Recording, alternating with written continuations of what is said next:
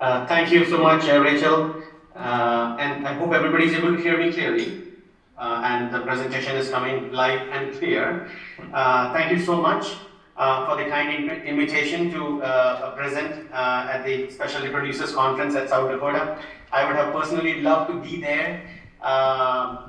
Just because to escape the weather of Ames. Not that it's very warm out there at your end, but still, South Dakota, a nice place to visit. One of my previous graduate students, Christine Lang, is now at South Dakota. She, I believe, works with the extension system there. She's an assistant professor, so that's another reason of visiting South Dakota. And Rhoda Burrows, who's your extension specialist, has been a great friend for a very, very long time. So I do have some good vibes and good connection with South Dakota. But today I'm presenting virtually since there were some other commitments here on campus and another workshop later in the evening with some Amish and Mennonite growers, which was scheduled way early. So that's why I'm not there. So please accept my apologies. The topic which I'm going to cover today is the importance and the role of mulches, primarily plastic mulches in vegetable crop production. Recording in progress. This is something which is quite common nowadays, especially in the northern tier climates, because we have a short growing season. And we want to warm the soil up. And there are several other benefits of using plastic mulches. So we'll talk about those, and I'll end up with some more promising note in terms of some different types of biodegradable plastic mulches that can be utilized in vegetable crop production. So an outline for my presentation today, we'll talk a few slides just about the definition. You hear this term plastic culture quite a lot, and that actually encapsulates all the use of plastics within vegetable or agriculture system. It can be plastic mulch, it can be drip tape, it can be any of the connections and tubes and whatever is made of plastic that we use, crates that's used in plastic and vegetable cropping systems. So definition, importance, we'll talk a little bit about crops that can be grown with mulch, microclimate modification with these mulches, that is something of importance to understand how these mulches work. Some of the basic components, laying the plastic, that is something which we take for granted every year, even myself, and not all the years are same. So making sure that we are installing these mulches in the right and appropriate manner is critical for their function and for the goals which we are shooting for.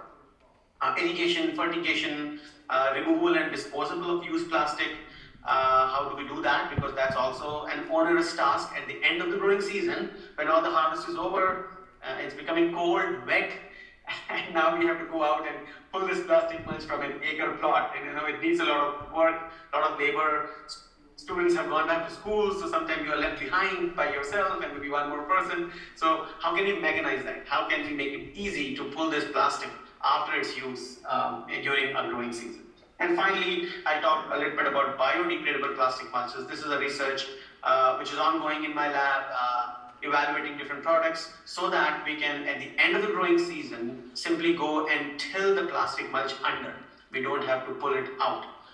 So I'll share some results from a pepper study which we did here at Iowa State University. So what is plastic culture? You can see this is the plot. Actually, this is my plot at Michigan State University where I did my PhD. And I had about 300 feet long plots, 200 feet wide, 300 feet wide, 200 feet long, and a lot of plastic. You can see that. This was a study focusing on intercropping of tomatoes and cucumbers and looking at cover cropping. But when I look at this picture, it shows me the immense importance and the use of plastics in vegetable systems. So it could, as I said, plastic in agriculture could be mulch, could be drip irrigation, row covers, low tunnels, which we commonly use here in northern tier climates, especially when we are planting early, or sometimes we use row covers for pest management as a mechanical barrier, or high tunnels. It has become ubiquitous everywhere here, synonymous to vegetable production. Every vegetable farmer here in Iowa would have at least one high tunnel, and that has definitely helped them to enhance or extend the growing season, have a better quality of crops because there's no rain in there, better management in terms of nutrients and water, and overall a quality crop that comes out of that high tunnel. greenhouses and bags and hay bales, you just name it. Anything you talk about plastic. So you see, we do use a lot of plastic in our cropping systems, and that's why this term plastic culture kind of encapsulates everything. So today we will talk more about the mulches, which we use for transplanting. Plastics have been used in agriculture since the early 60s, so it's almost I would say 60, 63 years since this technology is there and still evolving. Still we are trying to figure out, okay, what's the best way to manage these given the correlation of plastics with greenhouse gases and warming and waste that's generated. So there's a lot of good research that's still being pursued. The industry standard right now is that black low density polyethylene, LDPE plastic. That's an industry standard. And one of the reasons why this is an industry standard is that this plastic mulch, as you can see in this picture, this is a cucumber plot. This plastic absorbs most of the UV radiation, visible UV radiation, infrared wavelengths, incoming solar radiation, and it re-radiates the absorbed heat in the form of thermal radiation. So it does collect a lot of heat, but at the same time, it does give away a lot of heat too. And one of the ways we try to limit the amount of heat it gives off is by making sure that the contact of this plastic to the soil is good, is firm, there's no gap, because soil has a huge thermal conductivity. So the closer the plastic is to the soil, the more heat transfers and the more heat stays in the soil, so that this plastic doesn't lose. We'll talk more about it in detail. But black plastic is everywhere. We talk about a commercial vegetable enterprise, you will see raised bed plastic mulch system being utilized there. Now, what are the uses of these polyethylene mulches? I'm giving a broad overview here. Number one is weed management. We don't have to worry about weeds within the row. I mean, I'm saying that with a pinch of salt here. There are weeds that come up from the hole where your transplant is placed, but otherwise there is no weed in that row because the plastic takes care of it. It's a great suppressor of weeds. It conserves moisture. We don't talk about it much, but we don't have to apply that much water through our drip systems when you have plastic on top, because it doesn't allow that water to evaporate. And so the root zone is moist, it has continuous supply of water and helps with plant growth. Plastics warm the soil, which is very evident. Typically, if you compare between bare ground and plastic mulch, let's say a regular black plastic mulch, in that 2-inch depth, the temperature is at least 4 to 5 degrees higher as compared to bare ground. And that's a significant amount of increase. If you can keep the temperature 4 to 5 degrees higher in that 2-inch, and I would say maybe around 2 to 3 degrees in 4-inch, that boosts the growth of the transplant. That allows the transplant to quickly establish, for the roots to grow faster and set them up well. So that much of a difference makes a huge difference in how the plant is established and how it starts growing. Plastics hasten the yield at the time to harvest, because they're growing faster. You can harvest early. They increase the yield. We have done several comparisons where we have bare ground and plastic. And you would always see that the plastic mulch will outcompete in terms of earliness and also the amount of yield that comes out of those plots. It reduces erosion. Again, this has to be taken, I would say, a bit more carefully. We know that less erosion because there is less bare ground. But if you look at the site, like let's say this picture, this is one of our sites when we are growing sweet potatoes and in plastic mulch. You see the plastic mulches in rows, and when a heavy rain happens, all the water that falls on this plastic will come into this channel here between the rows. And if your plot or the land has a little bit of slope, it is going to take that soil with it. So it can help reduce erosion within the row, but between the row it can actually accelerate erosion too if there is a slope, because all that water falling will just get channeled to the center. And a few ways we have tried to mitigate that. Sometimes we will just, after establishing the plastic mulch, we would just go ahead and seed maybe an annual ryegrass or maybe a clover or sometimes even teff, and it's a cover crop, and we mow that so that the soil in the middle doesn't move.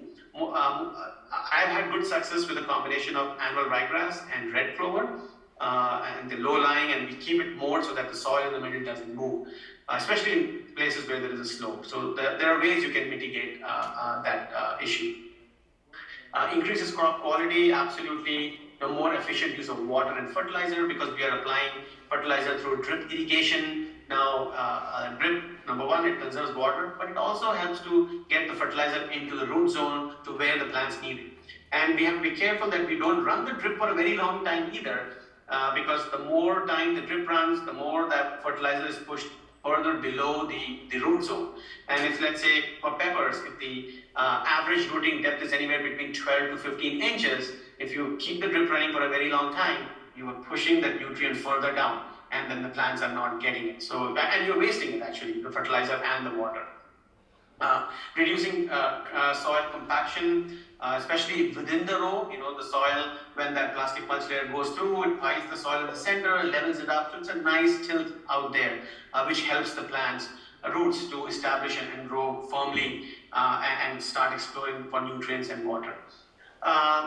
Efficient double or triple cropping, and now this is something we have tried with mixed results. Oftentimes, if you're growing a fall vegetable, let's say you grow cabbage or you grow broccoli, and once you harvest that crop, let's say end of October, the plastic is still intact. It has not gone anywhere, less tear because there's less wind damage at that point of time in the year. And so once you pull your harvest of the cauliflower or cabbage, those holes are still there, and the plastic is still there. You might be able to come and utilize that plastic for, let's say, a pepper crop next year in the spring.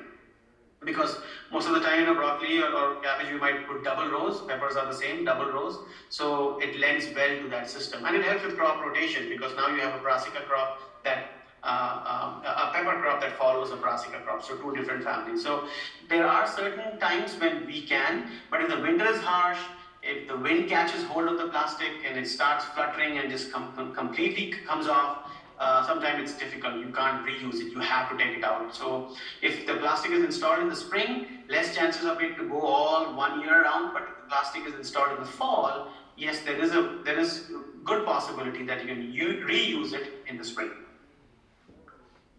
So crops that can be grown on plastic, almost every crop, for us here in Iowa, and I feel similar in South Dakota, some of the solanaceous crops that need heat, some of the cucurbitaceous crops that need heat, plastics can be utilized for that. Bell pepper, cantaloupe, eggplant, slicing cucumber, summer squash, tomato, watermelon. So the possibilities are immense. We have used it for even broccoli in the spring. Although in that case, I typically don't use black mulch. I would use a white mulch because it buffers the temperature a little better and doesn't heat the soil that much. And sometimes, and you all might have also noticed, like in July and August, it could be super hot, and that plastic really heats up the soil. So a white on black plastic would help, because it has the black underneath, it suppresses the weeds, and the white at the top, helps to cool the temperature a little bit, or buffer it, and doesn't warm it up to more damaging levels. But yeah, several crops you can grow on raised bed plastic mulch system. Now the microclimate modification that this plastic mulch brings has to do with what are the properties of the mulch which we are using. So if you look at a raised bed here, and I'm trying to show you three different, if a mulch is applied on that raised bed, the plastic mulch affects light in three different ways. One, a lot of the light that falls on the mulch is reflected. So you might have seen, and I showed you some pictures also earlier, mulches of different colors. For example, blue, red, those are the two common ones. There's yellow also, but not very common. But blue and red are commonly used. Reflective mulches, these are also commonly used. So they are kind of reflecting the light.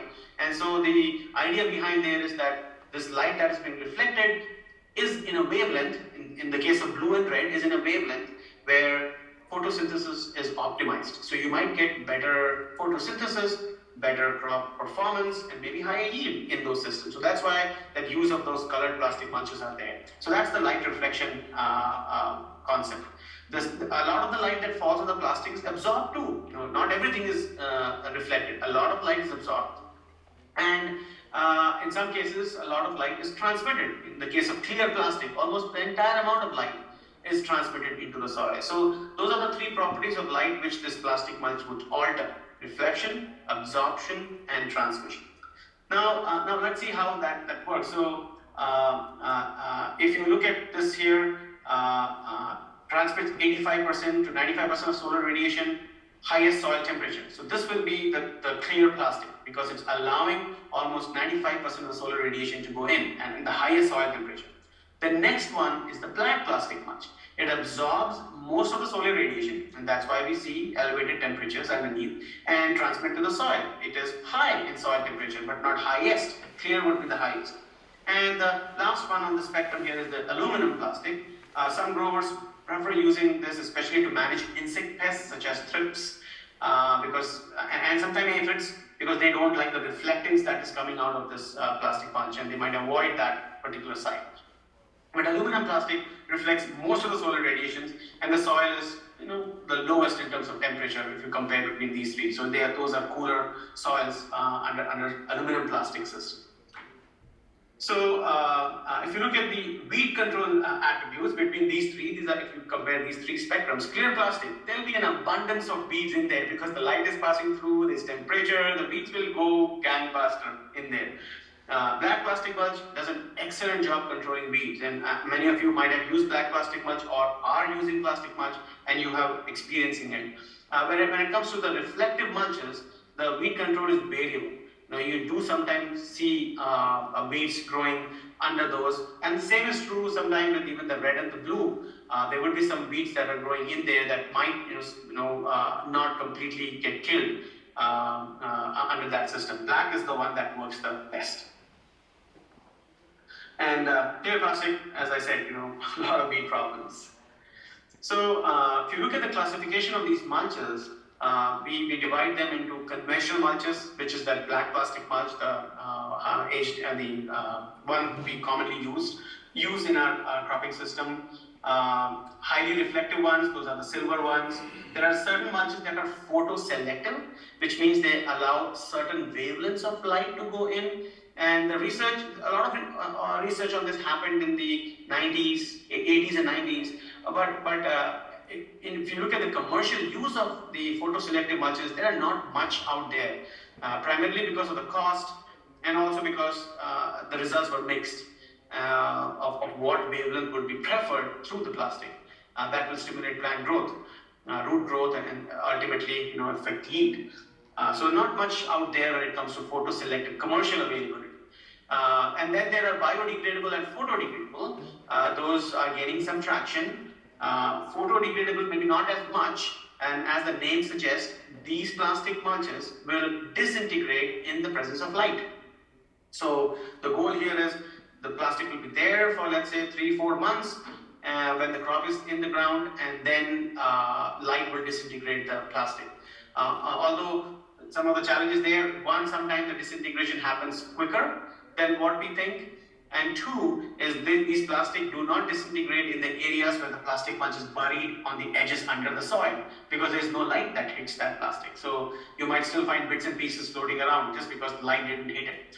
But the last one here is the biodegradable. That is something which is, I would say, getting more popular because, as the name suggests, it is degraded by the microorganisms in the soil. You can till it under and the microbes will eat it, chew it through. You still might find some debris year one, but by the end of year two, almost everything is gone. So these are more cellulose-based products, corn-based products, so that those microbes can chew on them and disintegrate them fully. So biodegradable is something which I do see value, and I'll show you some pricing and also some results from a pepper study which we did later on. Colored mulches, I already covered this. Different colors which are available. You can see from white to gray, to green, to red and maroon. But I would say red and blue are the ones that have been used most, and they have been results have shown that they do a better job with tomatoes and other solanaceous crops, because of the fact that the red and blue is the spectrum where photosynthesis is the maximum, and that could boost plant growth and development. So again, different colors: green, brown, blue, and then finally one more class is as I said, the selective wavelength reflective mulches. selective reflective mulches which reflect or transmit specific wavelength. Again, not much commercially available, although there was a lot of research that was done. And same thing with the infrared transmitting. In those mulches, only infrared wavelengths are transmitted through the mulch into the soil. So you get the benefit of the heat, but at the same time there is less weed growth because it's only infrared that is passing through. So it has benefits. But the black plastic mulch, when it came into the industry, came to the commercial use, that kind of took care of everything. It is not as expensive as the IRT, allows a lot of wavelengths to go through, but it does an excellent job in suppressing weeds and conserves moisture. So you get good from both worlds. So that's why the black plastic has actually stuck as compared to the IRT. So this is from the Penn State Center for Plasticulture, from one of their publications. The mulch color and what are some of the benefits. So black increases soil temperature, good for tomatoes, peppers, cucumbers. Blue increases soil temperature, changes light quality, cucumber, summer squash, cantaloupe. I would add tomato to the list also. Red, same thing, increases soil temperature, change light quality, eggplant, tomato, onions. Yellow, although it's there, but as you know, those sticky traps which you install to catch or scout for insects, what's the color of that? That's yellow too. So if you put yellow plastic mulch, I think you're going to attract way more insects than you really want. So I have not used yellow for that reason, but there was a point that when it was available. White mulches, which is actually white on black. So one side is white and the other side is black. It decreases soil temperature, and it's good for coal crops. There's just cabbage, cauliflower. So it's in the middle between, I would say, between clear and black. So if you're growing crops which are cool season crops, you don't want elevated soil temperatures, maybe white on black is the way to go. That way you do get the benefit of weed suppression of the black surface being underneath, and you get a little bit of reduced temperature because of the white surface at the top. So more reflection and less heating up of the soil zone. The reflective ones, aluminum reflective, decreased soil temperature, deters insects, peppers, onions. And then clear one is actually used for highest soil warming capacity. So in the New England area, they would use that, especially in sometime if you're growing sweet corn on raised beds with plastic for early sweet corn. And then once the crop is established, you will go and pull that clear plastic away, because otherwise it's going to be for weed. You don't want weeds with the clear plastic. But in our region, here at least in Iowa, I've not seen many growers, almost none, who use clear plastic. Because plastic is something which you would, mulch is something which you would install in the spring, and you don't mess with it as the crop grows. You establish your crop, and at the end of the season, you're basically just tearing that plastic out. Nobody would go and install and pull it out in the middle of the season. So if you compare these or contrast these mulches from on this graph from clear, black, IRT, highly reflective to white, this band here shows you the temperature. This is just an overall view here. So clear will have the warmest soil temperature, black is somewhere in the middle, and then as you keep going towards the white, it will be the coolest in terms of temperature. What does it look like in terms of weed suppression? So if you look at it just flips. In this case, black, IRT, whites do a great job, it's weed free. And if you go to the clear side, there'll be a lot of weeds in there. So depending on what the goals are, you know what response you will see if you use black versus a clear plastic out there in the field. Drip irrigation, I'm not going to cover a lot, but plastic culture and drip irrigation are synonymous, or even plastic mulch and drip irrigation, because whenever you install black plastic mulch, the drip system is installed along with it. And so both go hand in hand. And in a drip irrigation system, you need to have the mulch, the drip tape and connection. You can use the drip irrigation on bare ground too. You just lay it on top, that's fine. But you would have noticed when you lay it above the ground, due to the fluctuating temperatures, when you come in the morning or some days, you won't find your drip tape straight. You will find it as an S or a snake, weaving in there. That's because of the contraction and expansion of that plastic when it's above ground. In the case of plastic mulch, where the drip tape is under the soil, about an inch to about 2 inches below, that drip tape stays straight and doesn't go anywhere, and it's protected out there, so less damage because of voles and other rodents. On the surface, there are more chances of insects, coming, of beetles coming and chewing, especially mice and other critters.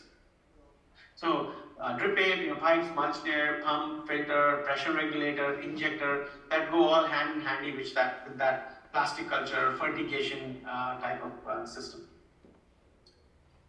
Just to show you an overview, so when you use a drip system, you'll have your hydrant, you have a back. We don't use a backflow preventer because we are pumping from a pond. If you're using municipal water, if you're connected to a hose in a house, yes, you might want to consider backflow preventer, but otherwise you don't. We do have a pressure regulator because of this drip tape. You have to maintain that 10 to 15 psi pressure.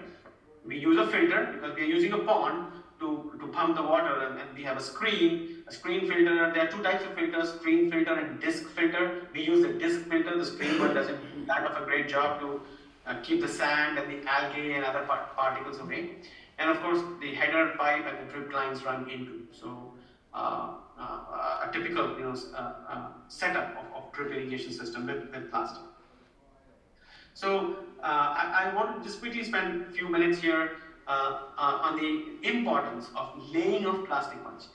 It is easier, it is always thought that, oh yeah, we can lay it, but the way you tweak the discs on the side of these plastic mulch layer, the angle and the pitch, and how you, the amount of soil that comes to the middle of the pile, the plow that pulls the soil, all has to be finely adjusted because you don't want a hump, you don't want something which has a divot in the middle, you want a nice flat top. And for that, it's critical that if you are doing it, you have good expertise on it. If a farm employee is doing it, make sure that they understand that this is a very critical aspect of the farming operation that starts that year. Because if the plastic mulch comes off during the growing season, it is a nightmare. We don't want to go there. So here is a video. We are installing plastic mulch there at the horticulture research station. I hope it plays. Let me see. Well, it's not playing right now. I'll try to open the video separately. But when this plastic mulch layer moves, let me see if I click here. Cannot play. Well, I'll try to play it later.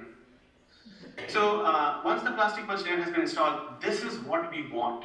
This is ideal because if you see here, we have a nice flat top, a good contact of the plastic mulch with the soil, and it's very even. It's very even. And straight. Depends on the person who's driving, but this one is pretty well laid. There's enough soil, maybe a little bit more soil on one side than the other, but this plastic is not going anywhere during the season. It will stay there. Even in high winds, we won't have any issues with that plastic. If not laid correctly, and this is my plot, I want to show you here what happened. You can see, if you compare this side versus this side, this doesn't look that great. I can see a lot of pockets here, a lot of divots, depressions. I had to go and put soil in these places because there are a lot of gaps in there so that the plastic doesn't flutter. You can see that in this image too. So this could also happen. And one of the reasons why this happened, this plot, is we went ahead and tilled the plot when it was still a little bit more wet. It was not nice and dry like this. And so we had to confront these issues, and there's a big pocket in here. So when there's a big pocket and there's no soil and plastic contact, the plastic will flutter. And so less heat transmission, and maybe if the wind catches it really bad, it might just even rip the plastic off. So this is the way you do not want to play it. And let's say if it ends up like this, you have to make sure that you don't allow that plastic to flutter. So we went ahead and dumped some soil so that plastic doesn't move. So that's one way, or you find your friend other ways to hold the plastic down. Although you will need many of those friends out there if you want to do that. Another example, I want to show you what happened here. Wind caught the plastic, completely ripped it off. And if I ask, what do you think was the problem? And I think it's pretty evident here. And anybody wants to take a guess what the problem here is? Too wet. It's too wet when it was. They said it's too wet when it was. Exactly. It was really wet, and we were stretched against time to put the project in. We went ahead and tilled, and you can see the clods. You can see the clods out there. And it was very cloddy. The contact of the plastic to the soil was not appropriate or not ideal, and then the plastic just ripped off. And then once this is gone, then you are sending people to pull it down. It's so hard to dig and cover the site. So I think it would have been better for me to wait and when it's ideal to till and then go and get the plastic. So make sure the moisture is correct when you are tilling so that the plastic stays there. Otherwise, this is something which you might confront. We use a water wheel transplanter that goes and punches those holes and put a transplants in there. Sometimes I even direct seed. So I have kind of mixed feelings when I transplant versus seed. So for example, cucumbers. I want to use the transplants because it gives them a head start, maybe a head start from the cucumber beetles, which, if you are aware, they are actually sitting on the fence post and looking at you transplanting. As soon as you transplant your cucumber, they are there. So the notorious pests, and I'm sure you also have confronted cucumber beetles there in South Dakota. So transplant, that's one reason. But oftentimes I have seen, especially in cucumbers, sometimes when I direct seed, those plants are a little bit more sturdy.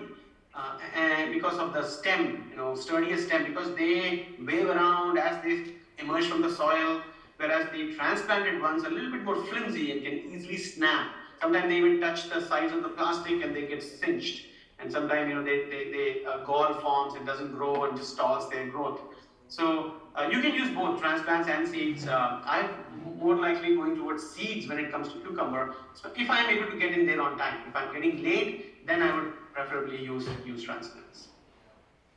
So when we install the drip line, I'm sorry if that video didn't work. I hope it will work when I open it separately after this.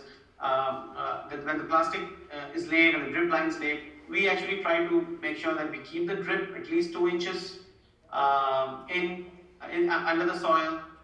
If it's a tomato crop that is planted in the middle of the row, we offset the drip tape to the left or the right, and that is because in the case of tomatoes, after the plants are established and they're growing, you need to trellis them, and you might be pounding stakes in the middle of every 2 plants or every 3 plants, and you don't want to damage the drip tape that is underneath. So in that case, that's why we are offsetting the drip if it's a crop that is planted right now. But if it's peppers, 2 rows, you might run just 1 tape. I'm also experimenting nowadays with the fact that maybe 1 drip tape is not enough. Sometimes these plants grow really fast, it's hot, and the soil is not even, the moisture might not reach places evenly. So I'm actually kind of trying to use 2 drip lines, especially if there are 2 rows of the crops on that plastic mulch, and it has so far given good results. I can finish watering quickly, I don't have to run it for a long time, and even spread of the moisture on the top of the bed. So I'm still figuring out, can I go to 2 instead of 1, although it increases the cost. That is one of the reasons. And we send fertilizers through the drip irrigation and term called fertigation, where you can apply with an injector, send the nutrients. When it comes to nitrogen, for example, and if I'm growing tomatoes and peppers, and tomato needs about, let's say, 140 pounds per acre of nitrogen, I apply about 1/3 of it at pre-plant. Apply it in the soil, incorporated, and the remaining 2/3 I send it through the drip. In the case of phosphorus, I primarily just apply everything right in the beginning, if I can. Either use a MAP or a DAP, and monoammonium phosphate or diammonium phosphate. And for potassium, again, I try to split it. Sometime, given the stretch of time and several things going on, I just apply everything in the beginning. Potassium sulfate, is a good source. But typically, tomatoes, peppers, they do well if you can provide potassium nitrate through the drip irrigation, especially in high turns.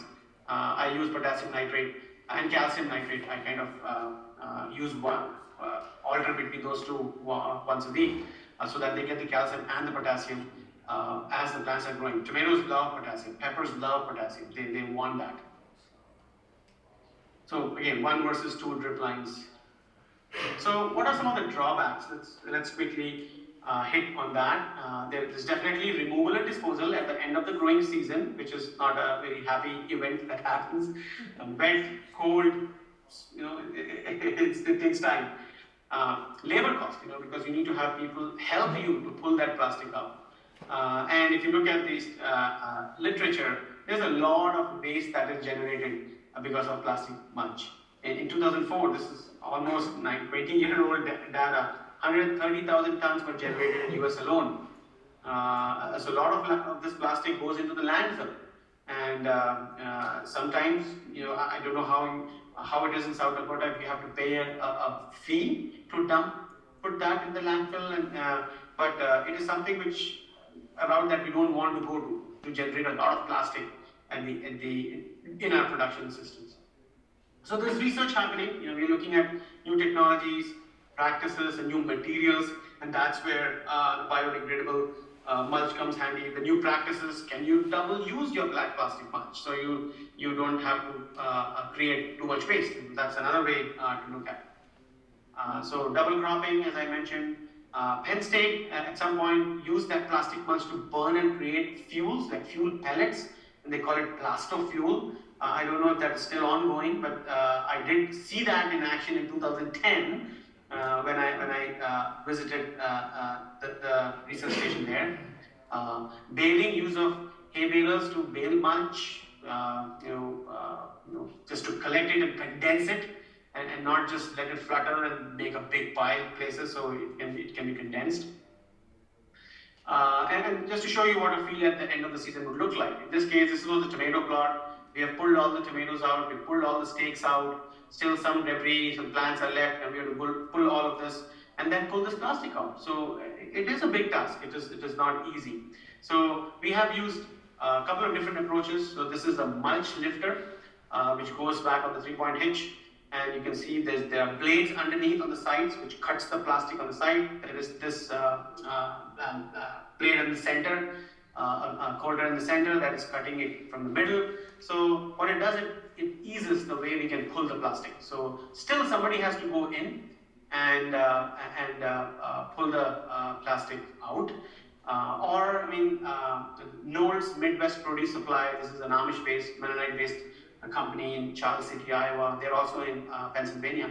They have developed a more mechanical way to pull the plastic mulch. It's called the plastic mulch lifter, and I'll show you that in a second. But in this case, we rip the plastic, lift it up, and then somebody will go and just pull it out. You don't have to pull it out. Once it's removed, it looks like this, which is great.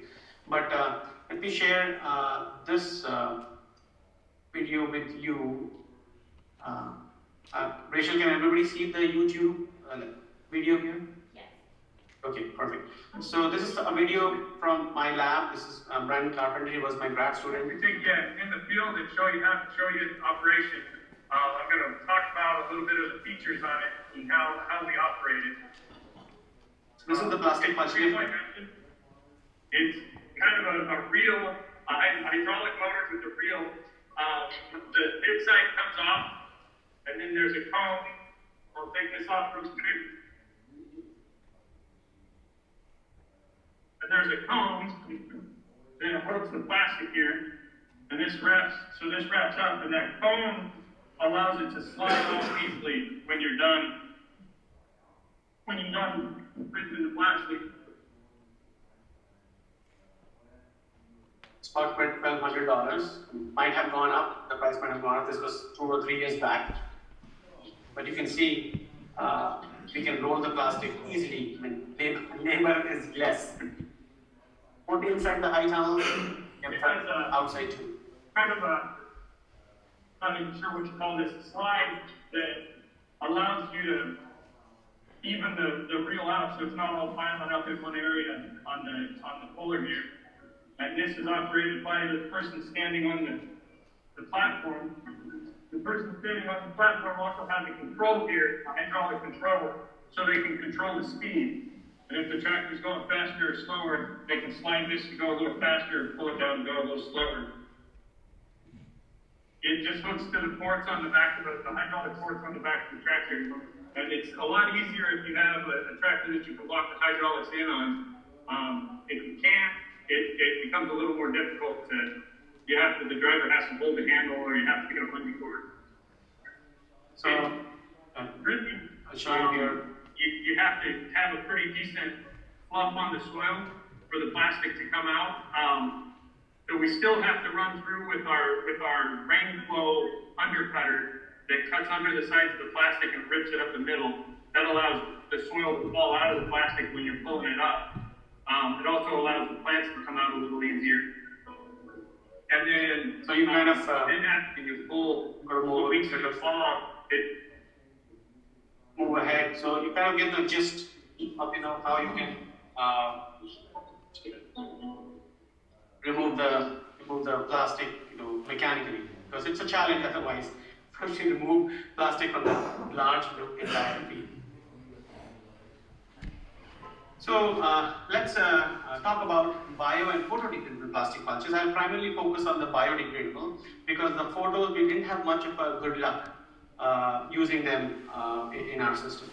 So the biodegradable plastic, it has the potential to be more of a sustainable technology, provides equal benefits, and that is what we want to make sure that biodegradable plastic performs equally, if not better, as compared to a flat plastic mulch. And we did find it does, based on our study here. It reduces labor costs for removal and disposal, completely biodegrades, and causes no harm to soil quality or the environment. So those are at least the goals we are striving towards. This plot up here is at the ISU Hot Research Station. We are evaluating different types of biodegradable plastics. We are even evaluating paper-based plastics. So this is a type of paper here. This is also a type of paper. Again, trying to eliminate plastics in our systems. So if you look at the cost, if you look at the cost, it's not showing up very clearly, but this is actually Bio 360 black.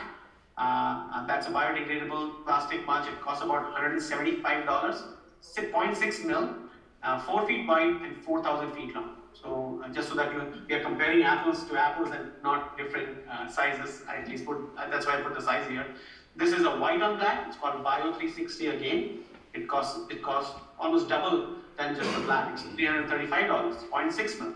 Now the reason I put 0.6 mil is that the regular black plastic which you use, conventional, it is actually 1 mil thickness. So it's a little bit more thicker than the biodegradable. But even with this 0.6 mil, I think we can still lay it without it being without it tearing, and it does a decent job in the growing season. Because the more higher you go on the mill, the more price you have to pay. So we are pretty much happy with the 0.6 and 0.8 mil. You don't have to go that 1 mil with the biodegradable mulches. This one here, so I'm sorry, this is cutting off here. This is called Organics Black. Again, a black biodegradable mulch. It's $75, but it's a smaller roll, 4 feet by 500. So you can do the math. You're going to get to 4,000 multiplied by 8. So it's more 8 times this. So it's way more expensive, but definitely it's more thicker. And then we have the Organics White, which is $310, 0.7 mil, 4 feet by 4,000 feet. And finally, this is the paper mulch. And the name of the company is Weed Guard Plus. We did some research. We used 2 different grades of their mulches, heavier and lighter. So these are some options which we tried here at the research station and compared that with the conventional mulch. I hope this one works. For some reason, the video is not working. I'm going to see if I can get out of this and play. Sorry, it's not working. But what I wanted to show here was you can lay this plastic mulch with the regular, black plastic mulch layer. You have to definitely tweak these sides, these discs, the pitch here, so that it doesn't tear. And again, the expert person on this should be the one who should be operating this. It is not easy. You don't want the plastic to tear or the paper to tear when it is being installed. Because when we use the lighter grade of that paper, we did see that this is the edge of the plastic where it buried under the soil, so that starts tearing because of the moisture that accumulates there. So we did see some of that mulch, paper mulch coming off. So that is a challenge, and that's why we use the heavier grade. And some more examples. This is the paper mulch after a rain event. It became kind of disintegrated here and it just pulled off. So imagine if you had plants here, it's going to rip the plants off So something of a consideration for lighter grade paper. Although it is easier to lay the lighter grade paper than the heavier one. The heavier tears easily. For some reason, the lighter one was not tearing that bad, but it doesn't stay longer. You can see already it's kind of becoming more frilled, and it might not stay there until the end of the season.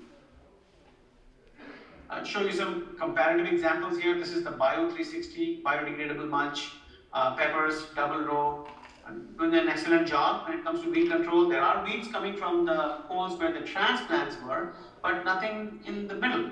It's doing a great job of suppressing, and the side edges look great. So Bio 360 black, we are very happy with how it is performing. This is the paper mulch. You can see it is stimulating more weed growth. You can see both grasses and purslines coming out through it.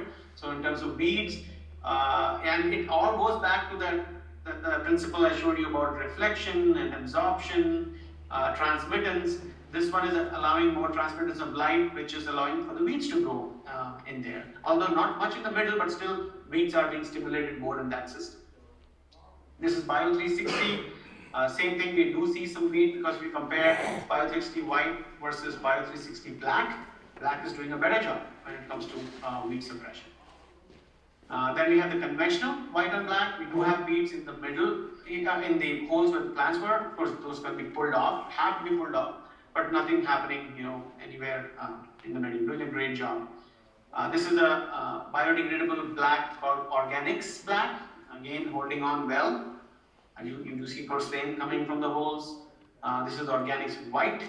So a black and a white. Easy to lay. Was there till the end of the season, so we are happy. And this here shows you at the end of the growing season what was the marketable yield. So this is based on a 20-foot long plot and has 40 plants. And so these are the plastic mulches which you compared. The Organics white, these are biodegradable Organics white. This is not conventional Bio 360 white, Organics black, Bio 360 black, and then paper. And so if you look at the marketable weight, definitely paper was lagging behind, and you can see the reason why. Maybe more weeds, and it doesn't stay there for long, so the weeds start growing in those systems. So if we look at the number of marketable pepper fruits, 130 as compared to 175 from the Organics white versus 162 in the conventional. So these would be more of the top tier ones, the Organics white, conventional, Bio 360, Organics black, and then the Bio 360 black and the paper were lagging behind. One thing promising out of this here is, at least if you look at the statistical significance, there is no difference if you compare between any of these top 5. 1, 2, 3, 4, because the words that follow the number are the same. A, AB, AB, AB, AB. So no statistically significant difference, which is good to know that they are performing equal as compared to conventional. But if you look at this paper and you compare that with Organics white, there are differences. The paper did not do that well. But paper didn't do, if you compare these bottom 5, paper is equivalent statistically. Although number is less, but statistically equal. So again, still on the borderline in terms of results, what we're anticipating, but it's good to see that the biodegradable plastics is performing equally good as compared to the conventional plastic. No statistically significant difference when it came to a marketable weight of the fruits. So anywhere from 31.2 kilograms to 25, so a lot of variability, and that's why you don't see difference, but statistically no difference in any of those plastics or even paper. So where are we heading? Definitely plastic has its place, conventional but has its place. We are trying to see if we can double use it and trying to manage it well so that it's easier to pull out and install. But there's research that is needed to look into more options, these biodegradable ones. And cost is of course one of the things. If the biodegradable plastic mulches are 3-4 times more expensive, it is hard for growers to adopt that and use that in their systems. So the price has to come down, and it will happen eventually with competition and more products in the market. But these biodegradable plastic mulches have to withstand the stresses that are out in the field. If a conventional plastic is well laid, that plastic usually doesn't come off at all until the end of the season. Might still stay there over the winter, but with the biodegradable, you have to tweak it Be gentle with it, be patient with it. When you're installing it, try it in a certain area, figure it out what's the tension you need on the disc and the pitch and all that, and then go ahead, because otherwise you might get frustrated very quickly. Once it starts tearing, it's not a good experience in the spring when you are ready to transplant, and you're going there to install plastic, and it starts tearing. So I would say those are 3 critical aspects to figure out. So I think that was my last slide. I hope I gave you a good overview of the use and the mechanism of how the plastics work and what is happening, and how to make sure that we are doing a good job in those systems. I'd like to thank all the partners here in Iowa Fruit and Vegetable Growers Association, Practical Farmers of Iowa, our Department of Ag, North Central SARE, Leopold Center, and then many of the graduate students who have gone through my lab and have contributed tremendously in several projects. And that's why I can show you these pictures, these projects, because the students have done a phenomenal job. So with that, I think this is my last slide. I'll be more than happy to answer questions. Wonderful. Thank you very much, Dr. Nair. Does anybody have any questions?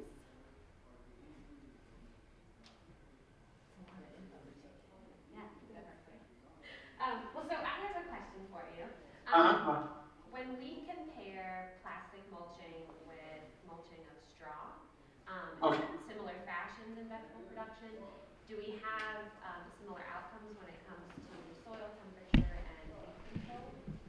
Sure. So Research needed? yeah, so definitely there are differences when it comes to using straw and other mulches as compared to plastic. Straw, and I use both in the high tunnels between the plastic mulches. So if you have rows of plastic mulches, in order to manage the weeds between those plastic mulches, I do use straw, because it's a place where we walk, when we harvest, and if we have less erosion, less movement of soil if you put straw in there, and weed suppression too. But the thing is, in order to get the weed suppression with that straw, we need to make sure that we put at least 6 to 8 inches depth of that straw. Sometimes we skimp on it and we just put 3-4 inches and we call it good, but the weeds can come through it. So straw has its place. Some growers, organic growers, might not even use black plastic mulch, and they might just transplant their peppers or tomatoes bare ground and then just put straw around, which is okay. But just need to make sure that the thickness is there to get that weed suppression. Soil, the straw will hold moisture, so that is good. It will buffer, it will keep the moist soil a little cooler actually, so it won't warm the soil. If you are looking for the warming effect, straw won't help. But the straw at the end of the growing season can be tilled under, and when you till that under, you add organic matter to the soil. So the straw has other benefits in that sense. But temperature-wise, plastic will do a much better job. But straw and mulch, plastic and mulch, straw can be used together, as they say. Use the black plastic mulch in the rows where the plants are growing, and put the straw in the middle. Thank you. I put my email address there. I didn't have it in the last slide, but if anybody wants to have even Rachel, I can send the PDF of the presentation if you want to share, or anybody wants to reach out to me, I'll be more than happy to do that. Are there any other questions? Yes. I was curious if there's any research examples of using plastic mulch multiple years and planting into the same slots, the holes. Mm-hmm. Did you hear it? Yeah, so double use of plastic mulch. And we haven't done any specific research on that. I have done it just because one year we grew cauliflower, and once the cauliflower were harvested, it was pretty late in the season. We were harvesting cauliflower end of October, beginning of November, and after that, the snow immediately came in, and there was no time for us to go in and pull that plastic mulch out. So we just left it there. And the next season, in the spring, that mulch was still there. And we used it for a student project where they went and planted peppers. And it worked. The drip irrigation also worked. The drip was still there. And I was surprised that the animals or the critters didn't chew on the drip tape. And the drip was still there, and we were able to utilize that mulch for the pepper for the entire next season.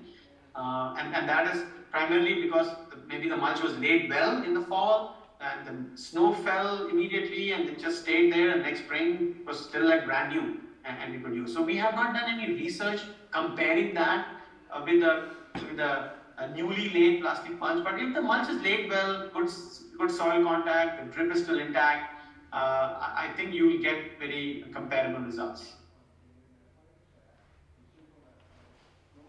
Yeah, that's, in between the plastic mulch raised beds, the cover crop or weeds that come between them, not plastic mulch, do they negatively affect the yield of the crop in the plastic mulch, or does it have no effect one way or the other? Yeah, so the question I believe is if we grow cover crops between the plastic mulch in those rows, do they affect the yield of the cash crop? So the answer is yes, it can happen.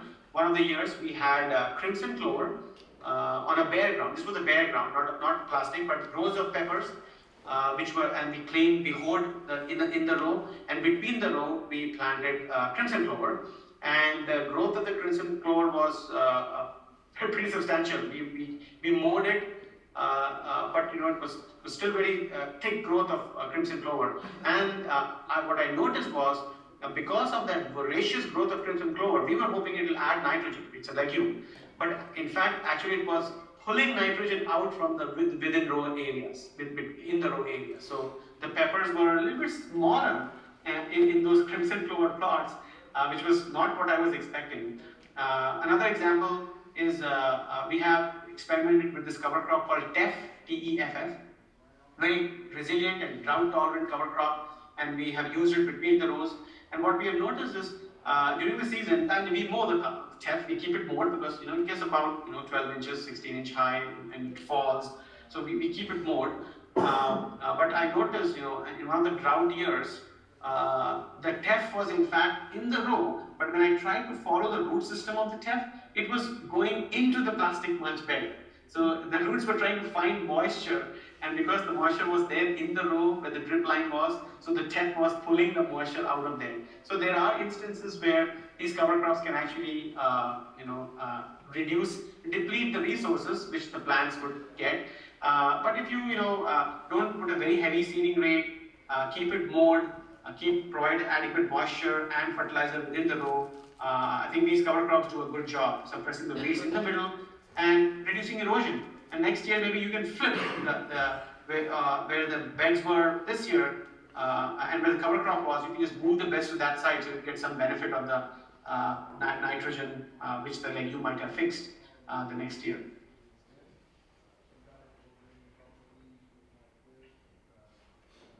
Are there any other questions? What are some good cover crop options between the mulch? What are some cover crop options? We have successfully tried annual ryegrass and red clover mixture. It worked great. We kept it mowed. TEFF has worked for us, except that drought year where TEFF was trying to get more moisture. But TEFF is a good example. Any of the clovers, although red clover is more of a biennial, and then the cost, you have to look at the cost also. That's why we went to crimson. Crimson doesn't overwinter here; it winter kills here in Iowa, especially north of Interstate 80. So we have used crimson clover. You can even use buckwheat is something which I would not use because it is easily killed. It can establish, and as soon as you mow over it or something, it is gone. It might not come back. Cowpea is something which I experimented last year. We had cowpea in the middle. It established well, and I was not hoping that it will come back when I mow it, but it did. But it takes cowpea about 45 days to have a decent growth. But I was happy. I was trying to see if I can add more nitrogen between the row, by adding cowpea in there. So those would be some of the options. You can experiment with several. We tried one year with different cover crops. The challenge was, making sure that we establish them well. Some of the cover crops we seed, but it doesn't rain, it doesn't establish, and then we lost, the time and the effort of seeding. So often now I time it with the rain event, and if I would go and spread the cover crop and then just rake it in, and the rain comes and the rain takes care of it. All right, we have time for one more question if anyone has one. All right, so we have no more questions. I did want to give you a big thank you for coming and speaking with us. Yeah, thank you, and hopefully next year I can be there in person and meet some of the growers. It's always interesting to learn from growers and what they are doing and share that information. So thank you again very much for having me.